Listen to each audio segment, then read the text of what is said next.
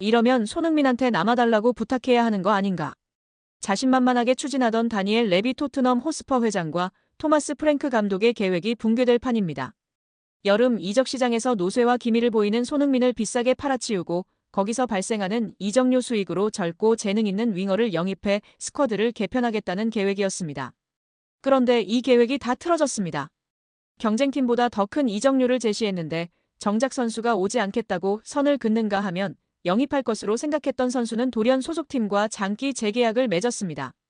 이대로 이적 시장이 마무리된다면 토트넘은 손흥민에게 떠나지 말아달라고 간청을 해야 할 수도 있는 상황입니다. 토트넘이 영입 1순위와 2순위로 여겼던 브라이언 음베모와 앙투안 세메뇨가 모두 토트넘에 오지 않을 전망입니다. 음베모는 아직 거취가 확정되지 않았지만 세메뇨는 결판이 났습니다. 현재 소속팀 본머스에 남습니다. 본머스 구단은 2일 공식 홈페이지를 통해 세메뇨와 2030년 여름까지 새로운 장기 계약을 체결했다고 발표했습니다. 토트넘은 확실히 닥쳤던 게 신세가 되어버렸습니다. 가나 축구대표팀 윙어 출신인 세메뇨는 2022년도 시즌 본머스에 합류해 팀의 핵심 공격 자원으로 자리 잡았습니다. 첫 시즌에는 11경기에 나와 한 골밖에 넣지 못했으나 본격적인 풀타임 시즌인 2023년도 시즌에 36경기에 나와 8골, 3도움으로 두 자릿수 공격 포인트를 달성했습니다. 이번 시즌에는 42경기에 나와 13골, 7도움으로 한 단계 더 성장했습니다. 무엇보다 세메뇨는 20대 중반으로 아직 최전성기가 열리지 않았습니다. 그래서 토트넘이 더욱 탐을 냈습니다. 토트넘은 손흥민과 결별을 준비하며 젊은 대체 윙어들에게 관심을 보이고 있었습니다. 세메뇨에 대한 토트넘의 관심은 노골적이었습니다. 세메뇨를 영입할 수 있다는 자신감에 차 있었습니다. 오죽하면 유럽 축구 매체 DR 스포츠가 지난 1일 발표한 토트넘의 다음 시즌 스쿼드에서도 세메뇨가 손흥민 자리인 왼쪽 윙 포워드로 배치될 정도였습니다. 커트 오프사이드, 팀토크 등 영국 매체도 꾸준히 세메뇨가 손흥민의 후계자가 될 수 있다는 보도를 내놨습니다. 하지만 이런 토트넘의 자신감은 허황된 것이었습니다. 세메뇨는 본머스를 떠나지 않기로 했습니다. 토트넘은 세메뇨의 충성심을 간과했습니다. 세메뇨는 재계약 소감으로 난 본머스에서 경기장 안팎으로 정말 많이 성장했다. 프리시즌 복귀를 앞두고 계약을 연장하게 돼 매우 기쁘다고 진심 어린 소감을 밝히며 게임이 끝났습니다. 이에 앞서 토트넘이 영입 1순위로 여겼던 브라이언 음베모도 사실상 실패인데요. 음베모는 프랭크 감독이 브렌트포드 시절 발탁해 EPL 정상급 윙어로 키워낸 선수입니다. 토트넘은 프랭크 감독의 요청을 받아 움직였습니다. 그러나 브렌트포드에서 리그 20골을 넣은 음베모는 시종일관 토트넘으로는 가지 않겠다는 입장을 유지했습니다. 음베모의 마음은 맨체스터 유나이티드로 완전히 기울어 있습니다. 이미 개인 합의를 다 마쳤다고 보도가 나오고 있습니다. 비록 맨유의 이적료 제안을 브렌트포드가 2번이나 거절했지만 맨유는 여전히 자신감을 잃지 않았습니다. 끝까지 협상을 이어가려고 한다고 전해지고 있습니다. 음베모는 이변이 없는 한 맨유 유니폼을 입게 될 가능성이 큰 상황입니다. 결과적으로 토트넘의 손흥민 후계자 영입 계획은 철저히 실패로 돌아갈 듯합니다. 이렇게 되면 사우디아라비아 구단들과 튀르키예 페네르바체, 심지어 미국 메이저리그 사커 등으로부터 큰 관심을 받고 있는 손흥민에게 떠나지 말아달라는 요청을 해야 할 수도 있는 상황이 되어버렸습니다. 토트넘은 챔스에 나가기 때문에 전력 보강이 절실한데요. 그런데 유로파리그 우승의 캡틴 손흥민과 부주장 크리스티안 로메로가 모두 팀을 떠날 분위기입니다. 이러면 전력이 끝없이 추락할 수 있습니다. 대체자 영입 성과가 워낙 시원치 않기 때문입니다. 유망주에 불과한 마티스 텔을 영입한 게 현재의 성과입니다. 레비 회장의 욕심이 부른 현실입니다. 이미 영국 현지에서는 프랭크 감독이 손흥민을 잡아야 한다는 주장이 나오기도 했습니다. 프랭크 감독이 과연 손흥민과의 면담에서 어떤 말을 할지 주목되고 있습니다.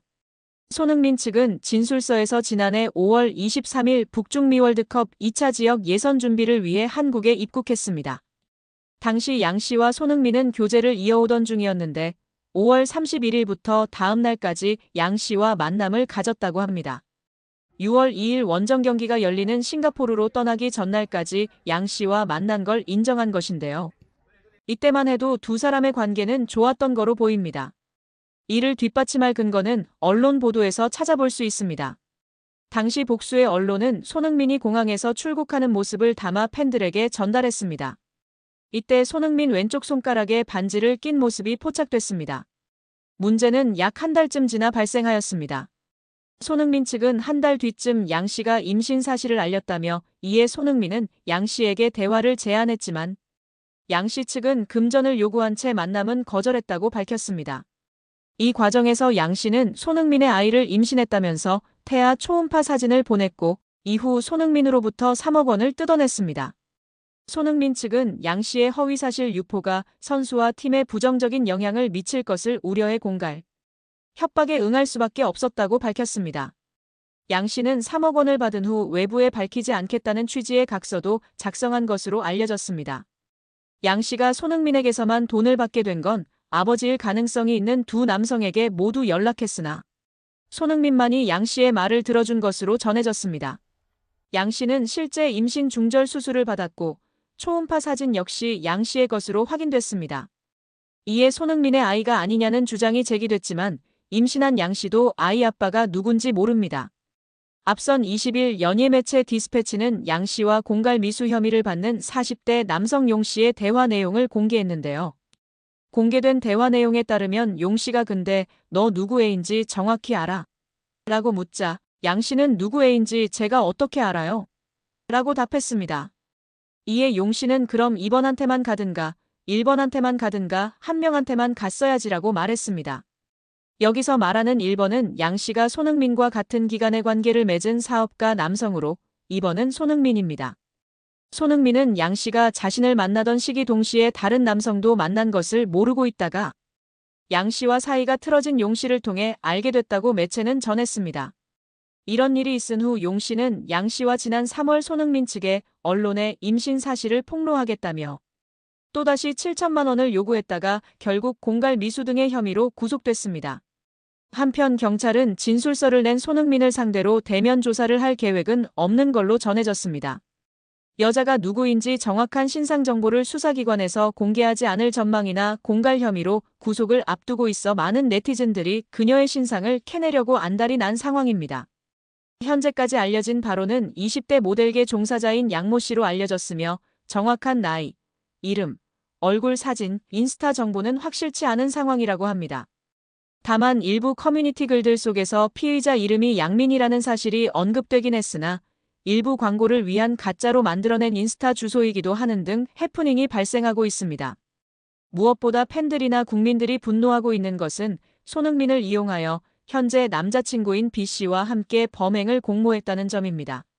전 연인이었던 사람이 현재의 남자친구와 전 연인을, 그것도 유명 스포츠 국민 스타인 손흥민을 이용하고자 했다는 것입니다. 태극전사들의 월드컵 본선 진출을 축하하는 자리에서 주장 손흥민의 축구대표팀 식구들을 위해 소고기 파티를 열었다는 사실이 알려지며 화제입니다. 20일 스포츠동아 보도에 따르면 손흥민은 지난 8일 대표팀 저녁 식사를 겸해 11회 연속 월드컵 본선 진출 축하 회식을 직접 주최했습니다. 대표팀이 6일 바스라 인터내셔널 스타디움에서 열린 이라크와의 최종 예선 9차전 원정 경기에서 2대0으로 승리해 11회 연속 통산 12번째 월드컵 본선 진출을 확정한 직후의 특별한 이벤트였습니다. 이 자리에는 26명의 대표팀 선수들을 포함해 코치진과 지원 스태프, 대한축구협회 직원들까지 총 60여 명이 함께했습니다. 약 2천만 원의 비용이 나온 이 회식은 손흥민이 전액 결제한 것으로 알려졌습니다. 이틀간의 외박을 마치고 경기도 고향 소재 호텔에 재소집해 쿠웨이트전 준비를 시작한 8일, 손흥민은 먼저 홍명보 감독에게 회식을 허락받은 것으로 알려졌습니다.